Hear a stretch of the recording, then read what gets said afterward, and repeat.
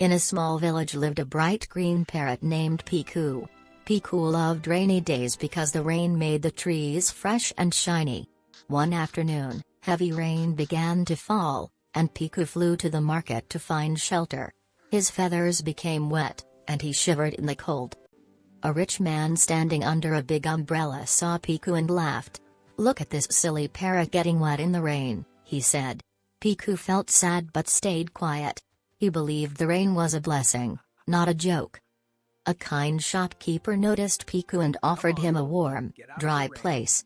When the rain stopped, Piku sang a sweet song to thank him. The rich man felt ashamed and learned that kindness is more valuable than wealth. Piku flew home happily under the clear sky, knowing respect matters most. If you enjoyed this story, why didn't you like and subscribe?